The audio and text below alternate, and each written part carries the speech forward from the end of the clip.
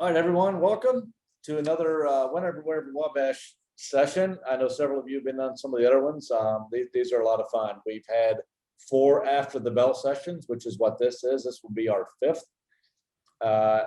And we've had 4 Wally's bookshelf sessions as well. And keep an eye over the summer on what we have to offer. We have some good stuff. We're doing 1 a month, so we are slowing the cadence down a little bit over the summer, just because it is summer months, and we'll probably pick it up again in the fall and see how it goes with these virtual offerings.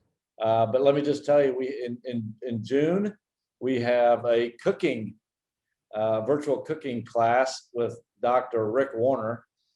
In July we have 2 professors doing a Wally's bookshelf, and then in August we have a professor doing a wine tasting, the science of wine, a lot of science. He takes an immersion trip to Napa Valley. And so that's in August. So keep an eye, they're all on wabash.edu/www, which is Whenever, Wherever Wabash. So thanks for joining. You've all been through Zoom meetings, I would guess.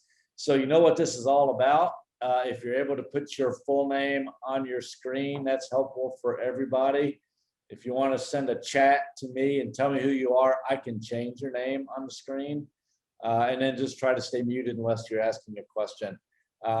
As you're asking questions, and Dr. Weedman will cover this as well, please just jump in and ask a question. If you want to chat a question, I am going to monitor that pretty closely.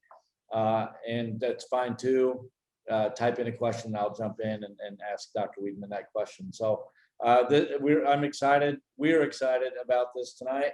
Dr. Weedman has been at Wabash 6 years now. His wife, Amy Strader, is an art professor as well. And he is a native of Central Illinois. He said the cornfields of Central Illinois. So we will finish this right at 8. I will give us a stop since we said it's 7 to 8, and let's have a good 60 minutes. So Dr. Weedman. Take it away. Okay. Hello, my friends. I recognize a couple of faces, but otherwise, since most of you didn't have me in class or anything like that, just know that I am very open to dissent and questioning of my authority at any given moment. So indulge those old college muscles of throwing the professor a hard time. I'm briefly going to just show a couple of images that I think might help along the way to if I say certain things so that they make a little bit of sense, hopefully. One of the things, one of my degrees is in film history, and a couple of things that are important in film, the early parts of film that come out in this film are, the biggest one is expressionism. So expressionism, the idea in it, the very most simple idea is that we take the internal, the psychological and the emotional internal, and we externalize it, right? So we see the feelings and the thoughts rather than the reality that usually contains those. So that was expressionism. And then when early film came across, Germans used this idea in film really well. So images, films like Nosferatu, and probably most famously, Dr. Caligari. This image might look familiar if you've seen Night of the Hunter recently, this sets that don't quite make sense. They're not naturalistic feeling at all, but they are about giving a very specific feeling and being disconcerted with reality. There's also aspects of surrealism that comes just a few years later in the 20s that also play into these films, and I think into Night of the Hunter. And then of course, film noir takes these ideas of expressionism and just loves the look. It's not so much concerned with externalizing the internal, although it does do that, but this look you guys are all familiar with. And of course, Night of the Hunter is considered, it's by some and this still going on today, this look, to be a film noir. I think the big thing for me in this film too is that whether or not people like this film or don't like this film or are confused by it, it is without a doubt one of the most influential films to modern day cinema, as far as the filmmakers we love. You have Scorsese talking about it. The Coen brothers are basically remaking this plot in every film they do. Guillermo del Toro, Spike Lee certainly constantly talks about this film, and most famously David, to me, who I think is the greatest living artist, living American artist at least, David Lynch, who was so specific in his love of this movie. You could see this beginning film, right? We have Night of the Hunter, you have what's her name? Everything's escaped from me because I'm ready to talk. But his first three films, he recreated the intro to Night of the Hunter. When you see these images, so there's Eraserhead, Elephant Man. If you've never seen Elephant Man, go run as fast as you can to see it. And Dune, it's literally directly trying to conjure Lawton's film in that. So I just want to kind of touch that base there on in terms of what film noir is and what expressionism is and how that plays into German expressionism. Just a little context, but otherwise I think we should pop though. Though I think the only thing that I'll say about this film is that without a doubt it is this term that I love from Sherlock Holmes, singular. It is a singular film. There is nothing like this film in my opinion. So let's pop this up, pop open the hood and see what we got in here. And what your questions, comments, ideas, anything. I know a lot of history about the film. I know I've worked out a lot about what's going on in the film. And so I'm open to whatever you guys got to throw. Who's up to bat first? I did read that they were thinking about doing a remake of it, or might be in production. Oh, no. They actually did a remake with Chamberlain, who's the famous good-looking actor from the Richard Chamberlain. Richard Chamberlain in like early 80s, and it is been swept away quickly into the dungeon of, yes, it is not a movie. I think the best remake of this film actually is Cape Fear.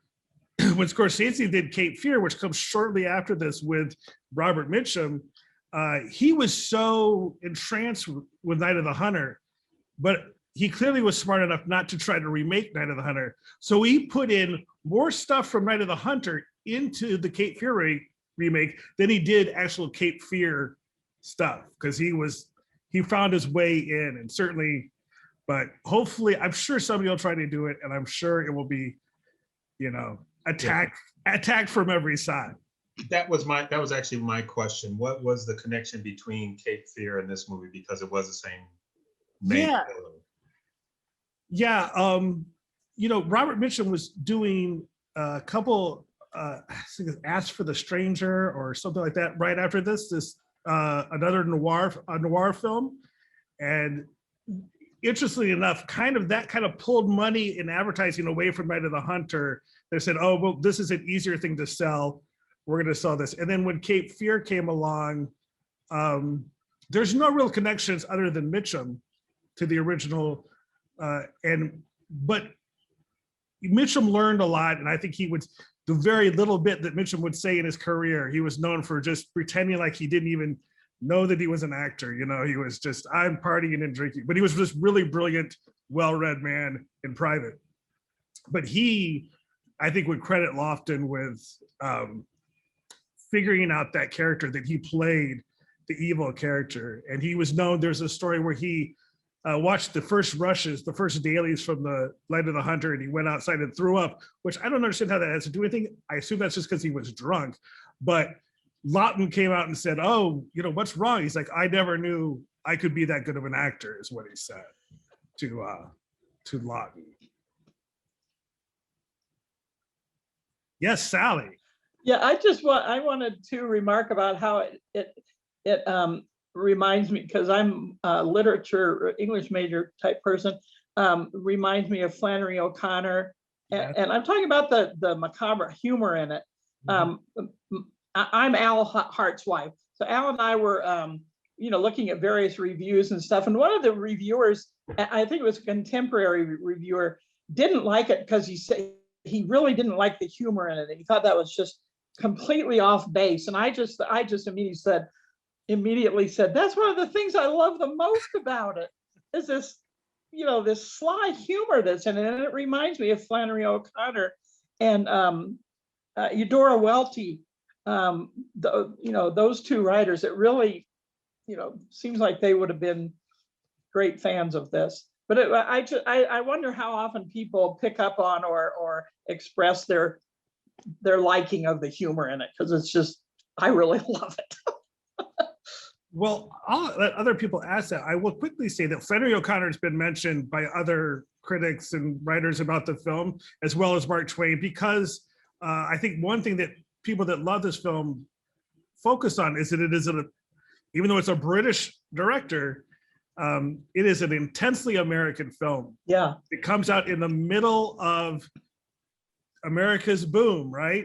Post-World War II, we're doing great. And here's this story very much along those lines of those writers that's critical, saying like, I don't know, this perfection is really what you think it is, kind of thing. But what do you guys think? I think that the crux of what you're saying in like the comedy, whether you like it or don't like it, it certainly is very apparent, right? It's not a chuckle that happens inside. It's, wait a second, kind of chuckle. Yeah. And I'm curious what other people thought of that, or the female, the couple, the older married couple. Yes, the spoon. The wife, I think she had a lot Icy of. Spoon. What's her first name? Icy. Icy. Icy It's Icy Spoon. Spoon, and of course they have an ice cream parlor. Okay. Yeah, I Icy thought Spoon. she slipped a lot. Her character slipped a lot of that humor and kind of off, what people would say is offsetting today in a lot of ways, which I was kind of surprised by. It also reminds me of what Quentin Tarantino does. He does a scene and it's just horrible, and you find yourself laughing, and then you stop and look at yourself and you say, why are you laughing at this? When I think of some of the scenes in Pulp Fiction where it's violent, that's just another contemporary person that does that kind of thing. It throws you off, right? I think it is both the problem with the film and not the comedy, but where the film wants to sit in two places at the same time. And by far the biggest issue that contemporary critics had with it was that they just didn't know what to call it. They just didn't know how to like set it in place to then lay their criticism. So it was kind of like, it's ambitious, but we don't think it works. But I think that that's the magic, that why we're still talking about it. And it does another way where it's doing two things at once, that where we are viscerally confused, right? We are both, much like we are in real life, of course. But yes, I think that's a super astute, that you're laughing or you're confused, and yet you're also terrified. And when you talk about German expressionism, all the canted angles and stuff in the German, that they'll have things off kilter, and they're trying to make you uncomfortable, and they do, and that's what they're doing in Night of the Hunter too, I think. And I say one of the things that does is making you uncomfortable, is it ruins the illusion. Yeah. So you want to be just entranced in the film and part of it, but all of a sudden saying like, no, this is just a movie. Much more like what theater would do. And of course, Lawton is was considered in his day the best actor in the world at the height of his career. So he's very comfortable with that. And I think Austin writes, puts the film, the comedy puts the film between a campy cult classic. And but I think it was campy even at the time. People were really, this wasn't like, looking back, it was campy. They were kind of like, this is kind of silly in moments, even in that era. I mean, this is color film, it was, why is this black and white? Why is he acting like a goofball in one moment and then terrifying the next? I was going to ask, Dadaism? Wouldn't that be more Dadaism? Dadaistic, at least? Well, Dada at its roots, yes. I think in the action maybe of the artist, perhaps, just to throw chaos. But I don't think he's just throwing chaos. To me, Dada is like a revolt against an entire system. And I think Lawton is playing inside the system, but switching the pieces around in ways that make it feel absurd. But there is certainly a touch of that Dada irreverence to that, I think, that could be true. Austin, what were you going to say? I was going to ask, how much of a deliberate choice do you think there was in kind of like that gray area between like, I'm really serious in these kind of scenes versus this is the little more campy, goofy? How much do you think that was intentional by Lawton? Yeah. Is that what you're asking? Yeah. I think it was, certainly he was aware, but it was a really collaborative effort. And I think that's something that is worthy of knowing about this film, is that you have the cinematographer is certainly ridiculously important for how this film feels. That's Cortez, who did The Magnificent Amberson. Orson Welles' Magnificent Ambersons is known for his camera work. And he was well aware, but then, why there's these scenes at the beginning and end play almost like a television movie in moments. But I think him turning into like the incidents where the preacher runs off and it's like, woo, woo, like my pants are on fire, right? It's so ridiculous. And there's also when he's in he gets his fingers caught in the door in the cellar, which Kevin is bringing up. We can get to that too. I think that's not unlike the other thing that Kevin mentioned. Kevin mentions the scene in the cellar, almost cartoonish, falling shelf and ouch, my hand. Yes. But what's also happening there is, and I'll pull up this image because I think this is where I'm curious as to your guys' thoughts. Is when you have these images such as, let's see, where's the cellar at? Okay, like this cellar. So first of all, this is all on a set. They didn't build, this isn't part of a house, and it's very clear that it isn't part of a house. Yeah. They made the cellar awkwardly small so that Mitchum feels bigger than life in there. And so when Kevin says this looks it's cartoonish, not only his actions are cartoonish, but the world is a bit cartoonish. It's a bit unreal. And I think that's the same thing with the humor. The humor is in there to keep you in the game as a viewer. Or that's how it works for me, at least. And when he's chasing the children up the stairs and he's going, he's after him like this, it's very cartoonish. He's quoting, it's a Frankenstein quote. If the arms go up, absolutely. Austin Rudisol, do you have a question, or was that earlier? Yeah, I was gonna say the acting style reminded me a lot of Nick Cage, kind of, in the sense of maybe a little controversial. Some people aren't fans. I'm a absolute diehard fan of Cage, but he is brilliant in what he does, and he kind of gets into some of those like keep the camera rolling, whatever happens, like keep this going, and it gets a little too weird for everybody, but he knows what he's doing with it. And it definitely, like, I saw Bridges there. I'm curious to see if he's quoted this film before. That would be interesting to know, but you're completely spot on accurate. And it's at an interesting moment, right? Because in this moment of the 50s, we have the height of the car racer driver died in the car crash.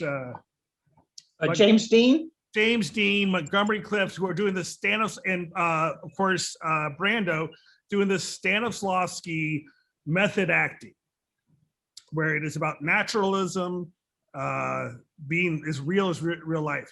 And that's getting really popular. And then you have Lawton, who's going right back to the theater, where it's all about style. And that's absolutely what Cage does. He's like, I'm a spectacle. My characters are a spectacle. And specifically, Lawton had trouble with there are stories that Lawton had trouble with Shelley Winters, right? Shelley Winters in this movie, because she was a Stanislavski, like hardcore, her and Brando in there.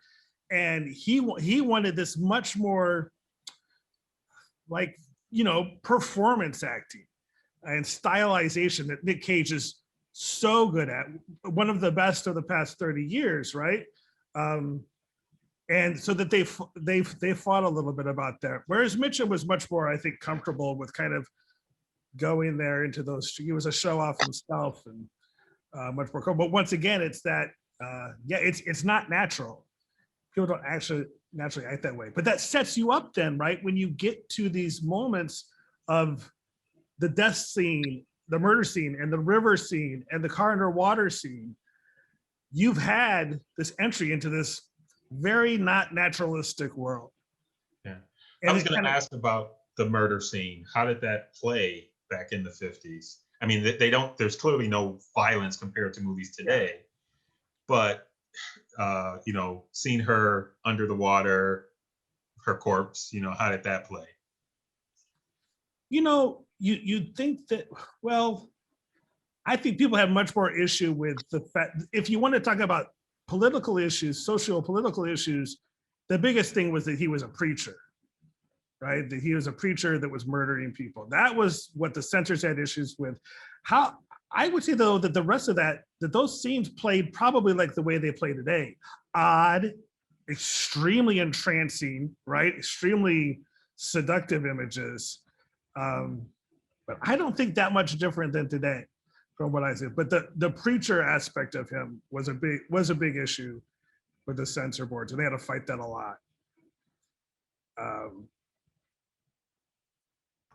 What was I about to say?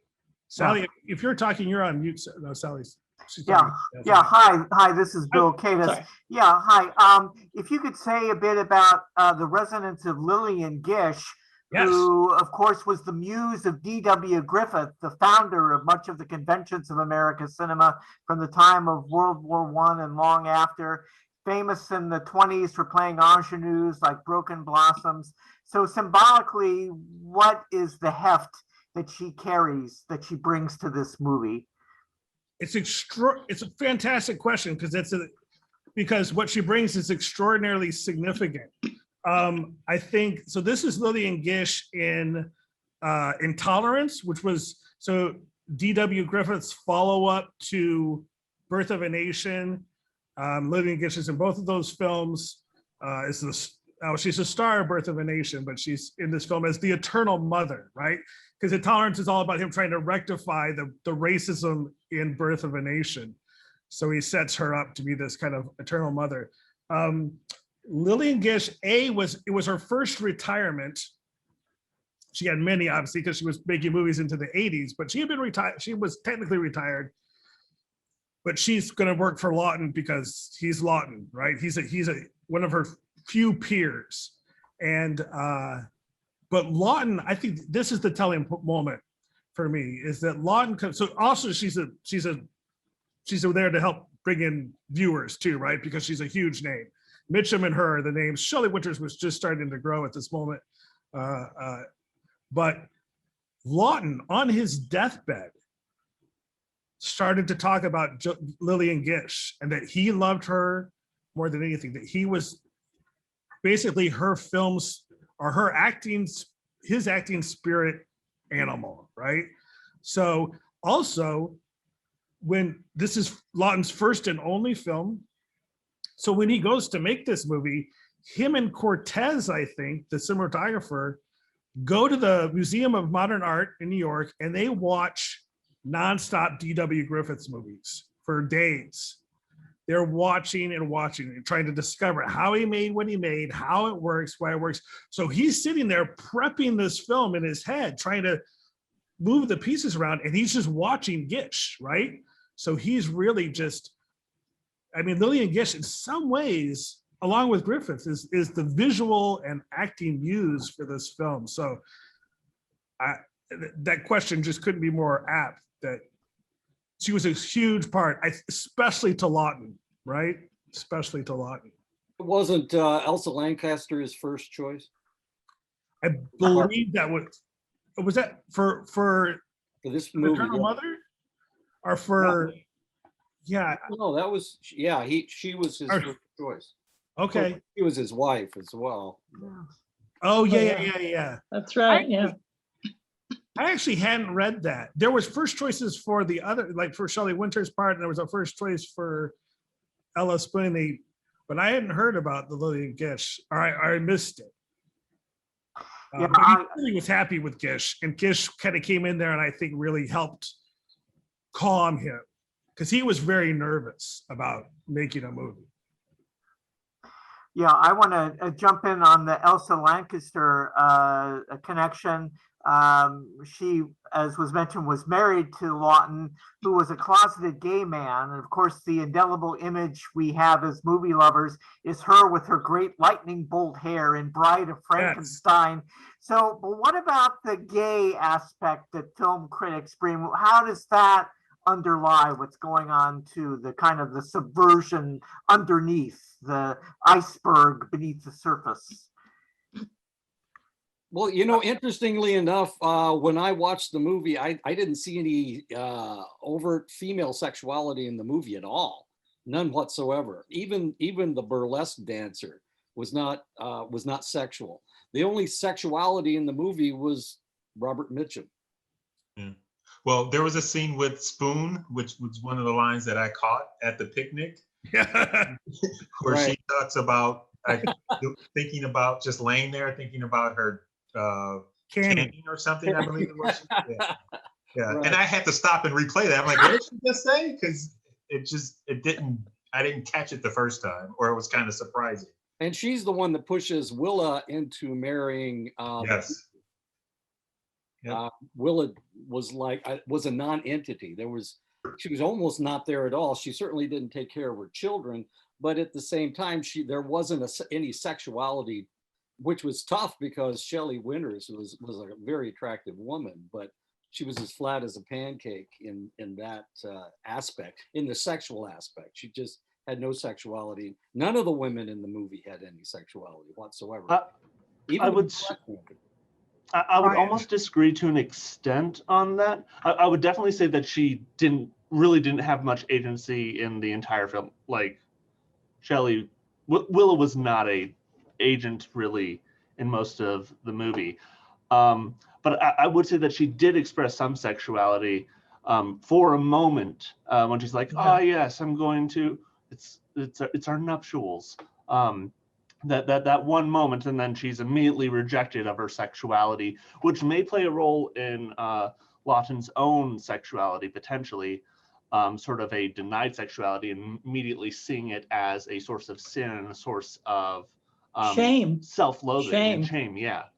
I didn't know that Lawton was actually gay, or a closeted gay man, but hearing that, I can definitely see a lot more sort of the evidence of definitely, as you were saying, a repressed sexuality, and woman actually playing a role in representing that repressed sexuality, because it is, oh, I just think about canning. I'm not getting any pleasure out of this.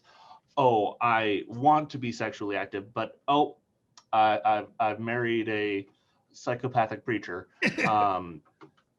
So I definitely see what you're talking about in that case. Yeah. I'd like to just mention the scene, the bedroom scene, and how it's set up for the actual. You have a picture of it. In fact, it's the architecture as the inside of a church, right before he kills her, which is really, it's an excellent imagery. Yeah. For that, yes, that's it. The puritanical where she's in bed, almost like praying, and he's with the light coming. It's a beautiful imagery. Yeah. But she looks like she's in a coffin. Yeah. Well, already. Yes. But and I did want to say with Shelley Winters, it's a shame they did not give her more dialogue, because in Lolita, I don't know if many of you have seen that, but she's an excellent actress. She was very good in that. And that was just as a creepy film, not as creepy maybe, but in its own way, it was pretty sick. So. Absolutely. Yeah. Well, I think we've found a good hook, or a good issue to which we can kind of revolve around in this idea of sexuality and tying it to that scene and the visuals going on in that scene. Once again, that scene was shot on a set and they built a house that couldn't be lived in, right? Like, and they're not even performing in the set. They're performing about 5 feet in front of it, right? The set is set back. They're performing literally on a soundstage. But with the sexualities, I think that the sexuality right now where I stand, because everything comes down to sexuality. Now, I agree with Mr. Bradway. Is that right? Yes. Yeah. Yes. That there's nobody that is overtly sexualized in the film, but nobody is seen as sexy.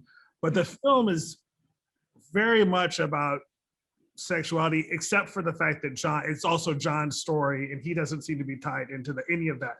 But here's some of the big points that a lot of the writers talk about is that, and you guys have all hit on it. You guys are all really good at seeing this stuff. Is that that she does want sex from Mitchum. There's that scene where she's ready and he's like, turn off the light, because he's seen as impotent, right? Pretty much in a classical sense. He's watching the strippers and he puts his hand in the knife shoots out of his pocket. I mean, like, it's pretty in your face as far as the symbolism in that. But then he rejects that. And actually in the book, there's a scene is in there where he makes her look at herself and he dresses her down like, just, we're about a spiritual union. Sex is about kids. And he's making her look at herself in the mirror and grow her shame, right? He's drawing it. And in the book, she's actually nude and shivering in that moment. And that kind of sets up for the switch into the death scene, which a lot of people talk about. Cortez specifically put that light around, that triangular light. And then you said the hands are crossed, which is like what you would do in a coffin. It is pretty much well agreed upon that she is accepting the fact that she's going to be murdered in that moment. And that she is more interested in her spiritual, that the preacher was sent there to guide her. Maybe even she says, like, you were sent here because of the money, but you were really sent here by God to guide me into being a more moral person by rejecting my sexuality, and whatever punishment I receive from you right now is warranted, essentially. Yeah, I deserve, yeah. And that's also religious, though. I mean, everything has to do with religion. Well, at the same time, Lawton was Catholic, and at the same time, people were still people were being molested by priests. I mean, it was happening in the 50s. It's been happening for an extended length of time. So everything has to do with religion and seeing religion as something negative. Yeah, I first saw like the imagery, especially in terms, because sort of religious to the woman part and the religious part, all the women are almost in every case shown with some level of glow around them, or at least the important ones. Like, again, Lillian Gish and Shelley both have those moments, just like that aura around them, sort of looking like the classic picture of an angel, or Mother Mary especially. And you just sort of see that motif almost as if it's a stained glass window, but also having that be, as you're saying, like that source of shame there. Definitely, yes, religion as potentially negative, but also I think the negativity is almost exclusively associated with the shame component of the not being able to identify with it, or the only way to identify it is by almost hating yourself to an extent, at least for a lot. Which Mitchum clearly does, because he's seen as this impotent, or he's portrayed as this impotent, and actually the real life killer that the story is based on was also sexually impotent and killing these widows. And but yes, Christianity, and Lawton was very much against organized religion or the church as an entity, a political, socio-political entity. It very much bothered him. And it was definitely probably the bigger undercurrent for him. although he was religious, and he gives Gish as the alternative, right? She's religious, she sees through the preacher. She's the only woman who truly sees through the preacher. A lot of the men can see through the preacher's antics. And I think that goes back to that sexuality too, where, he's this, this is like casting Zac Efron right now, right? He's this gorgeous man and the women are, certainly Icy Spoon, who is seen as this, like, I'm in charge, and in the church, she is taken by him. And Robbie, the line that I love even more than that one is, which is like, and you're not going to get a smidgen of my fudge unless you come to the picnic. And I'm just like, you could just hear Lawton laughing in a closet, just thinking that's hilarious. Austin, what do you got? I was gonna say, when you said the Zac Efron thing, like, oh yeah, that was brilliant because they just did that with Ted Bundy. But the Ted Bundy. But I was gonna point on how it was research, like, knowledgeable enough about religion to make commentary about it, of how it was like, just in essence alone, him being the preacher, everyone else just kind of took his word for it, of like, okay, yeah, whatever you say is fair game. You're a preacher. You have the qualifications. And it was only the only people to resist it were the children, the like mom at the end, and then that might have been it, really. Well, the men, all the men rejected. Yeah, even the little boy. Yeah. Right. Yeah. Right. Yeah. Walt Spoon is a little bit skeptical the whole time, and he's not going to go against his wife. Mm-hmm. And here's a moment where I think I feel like Lawton, where you kind of can put in how Lawton feels about religion in this moment, in totality. And it's a really brilliant moment that might fly, you'll remember it, but it flies a little under the radar, but it is one of the most economical uses of film. And I think that's this term of economy of film. And that's why so many directors, great directors, are obsessed, because he could do so much in a shot. It's this scene where Rachel Cooper is singing to, or no, so you have him out here, you have him out there and he's singing that song. First of all, the fact that he's singing a hymn, and the hymn, the film has made the hymn terrifying, right? Because it's the song that the preacher is coming when he sings leaning. Yeah.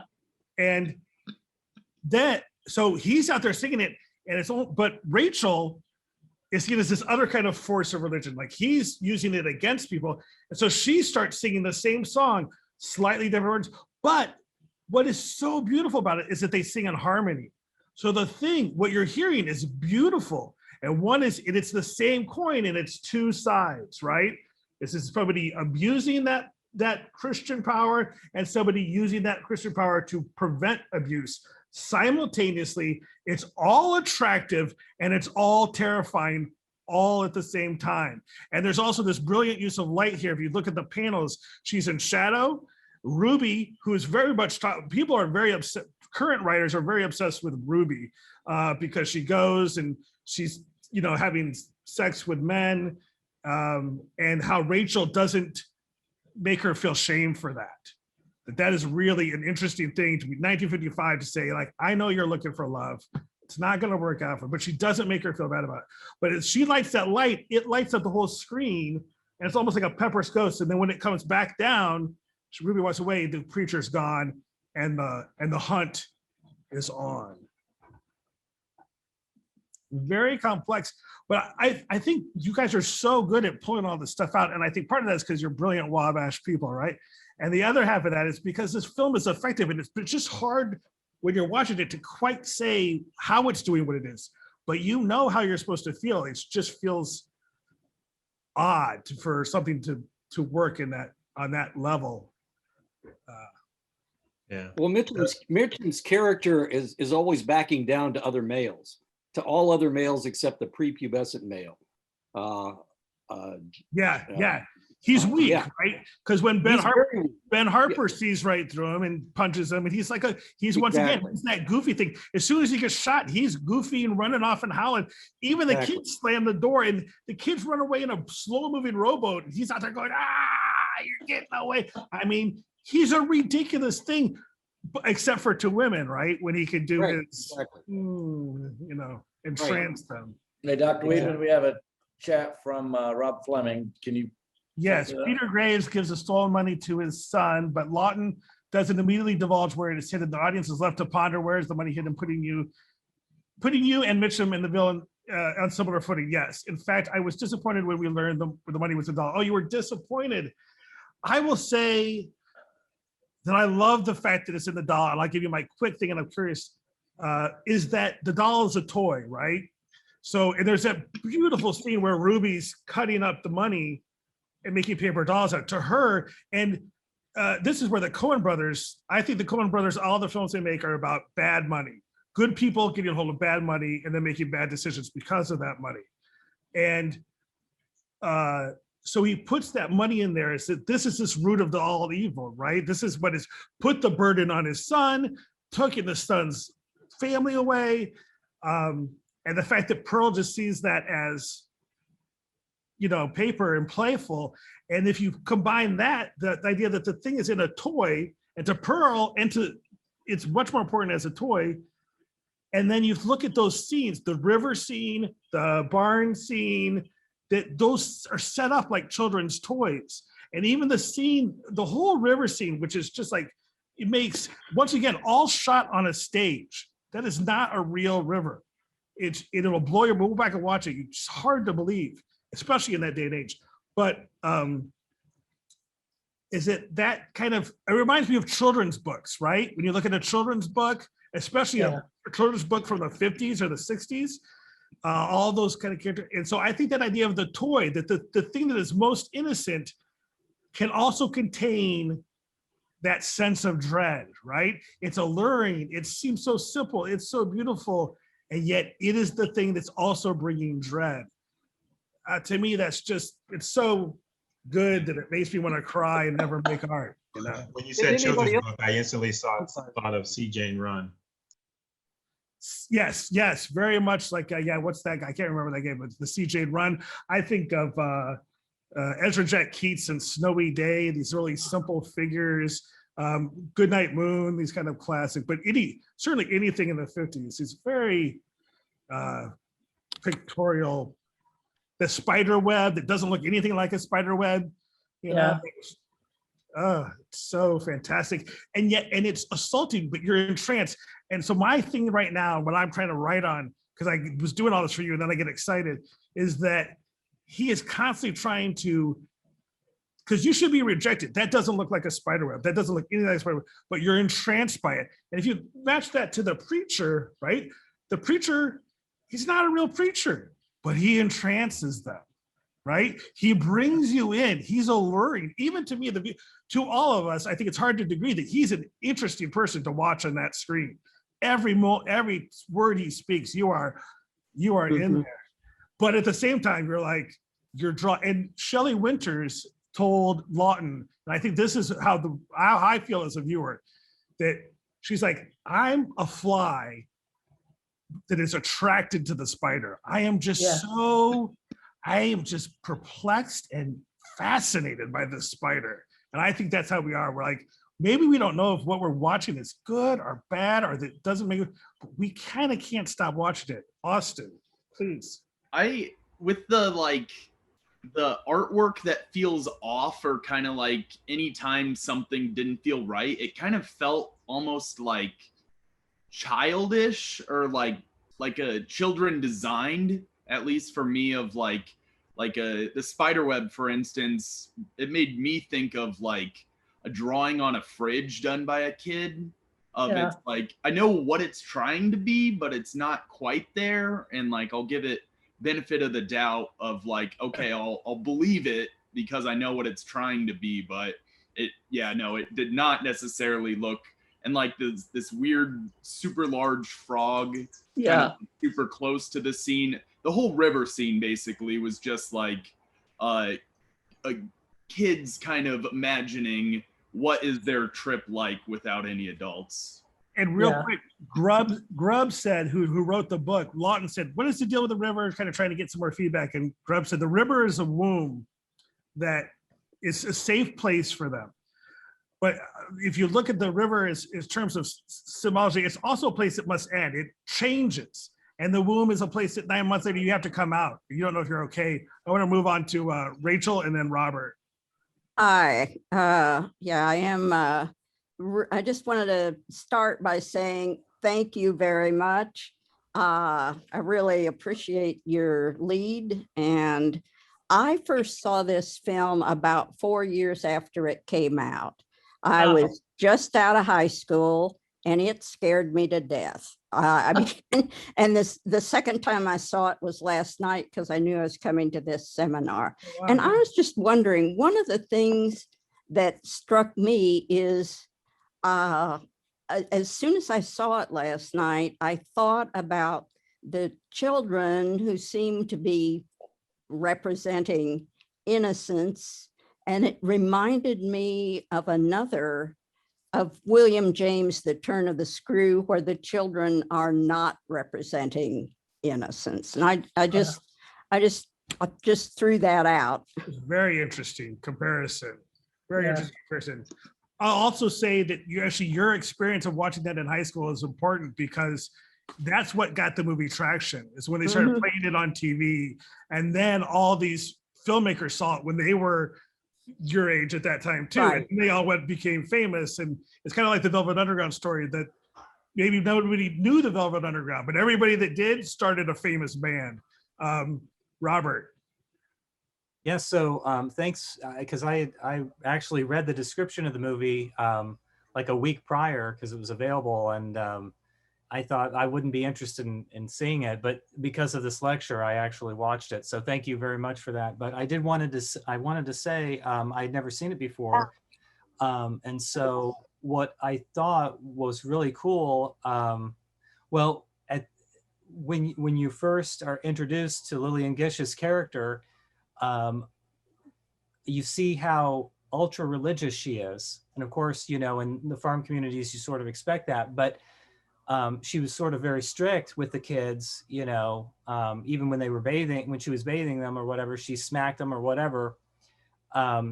So it led me to believe, or at least think, that she might have been the mother of Mitchum's character. And that was the interesting thing. When Mitchum comes to the town, he starts asking the girl, he doesn't ask where she lives. He already knows that. Ruby, I think, is that the girl? Yeah. Yes. And so it leads me to believe that, you know, until I wasn't sure up until the point where he actually comes to the step, because Ruby never tells her, her like surrogate mother, whoever Lillian Gish, she never tells her who the guy was. And so it builds up a suspense that you wonder, at least for that moment. I don't know. It would have been interesting to see if that, you know, unfolded that way, where he was warped because of somebody that was ultra religious.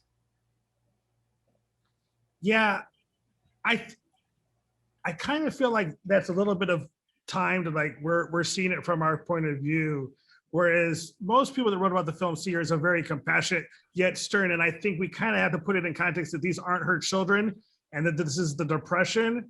And so there's this kind of harsh edge to her. I think that she's given a lot of leeway. I can see where I really do see your point, and I'm fascinated, and I'm going to kind of think about it tonight. But she gives so many moments, like there's a beautiful way of looking at her that somebody wrote about, where, you know, John feels this pressure, right? At the end, when they capture Mitchum, John's like, take it, I don't want it, you know, no, Dad. There's a lot of people talking about Mitchum and his Ben Harper being kind of two in the same. And then Shelley Winters, the mother, and Rachel Lillian Gish being the same. And that, but that she allows him to take the burden that this is not your responsibility. This money was not your responsibility. You did nothing wrong by giving him the watch that he wants, that he didn't spend the money on, right? He wanted that watch, but he never uses the bad money. She gives him the watch, and then, she takes care of him in a way that he's never, or that he hasn't recently had. And it's not necessarily loving like a real mother, but it is caring. And I think people use the word, she sees John as a person, where his mom did not see him as a person. Nobody in town saw him as a person. She sees John, but she's definitely a great character. I mean, she's a good person. I see, but at first you're not sure. And I think that sort of leads you into that question. And that's where, never seeing it before, you sort of wonder, could there be a relation? And then you find out, no, it's not, which sort of builds that suspense, I think. No, that is true. And Ruby is continually fascinated with Mitchum's characters. When they go out, and even after he's been arrested, she's still, and so it's really interesting. I think that's why I have a hard time, but I'm interested in your comment, is that, she's so accepting of Ruby, even though she's literally like still fawning over the killer. She understands that inherent sexual impulse. And I do think that there's something that goes back to law and sexuality and understanding that you cannot shame people for their sexuality, that it only leads to bad. And giving Rachel Cooper, even though he makes her very stern and strict, but she looks past that. She understands the inherent problems of life, right? She says, life is hard on small creatures after the owl scoops up the rabbit. But she admits that she's paying penance by taking care of those children, because she didn't do a good job of taking care of her own son. That's true. It's very good. Yeah, you guys, I don't know, I'm interested. Yeah, hi, Bill again. You mentioned at the start connections with directors like Scorsese and Spike Lee, and there's a direct image I want to remind people of, the tattoos on the knuckles, love, hate, in Do the Right Thing. 30 years later, Spike Lee has a character, Radio Rakim, who has the love, hate, bling jewelry. And so it's interesting how there is that homage, that Spike Lee harks back to that moment. Real quick, let's just take a quick look. I gotta make some back there, right? Rebound. Back. All right. Oh shit! Let me check it out. That's the hype. Newest, latest. Let me tell you the story of right hand, left hand. It's a tale of good and evil. Hey. It was with this hand that Cain iced his brother. Love. These 5 fingers, they go straight to the soul of man. So it's always fighting the other hand. And the left hand is kicking much ass. I mean, it looks like the right hand love is finished. But hold on, stop the presses, the right hand's coming back. Yeah, he got the left hand on the ropes now, that's right.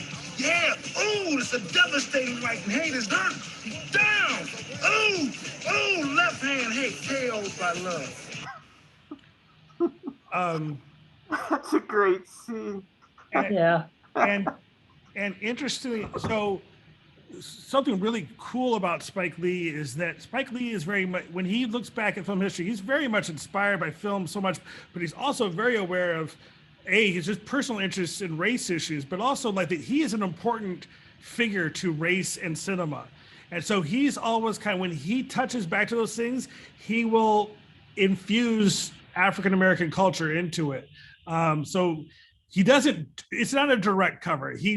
It's told in this street way of this Radio Rakim character.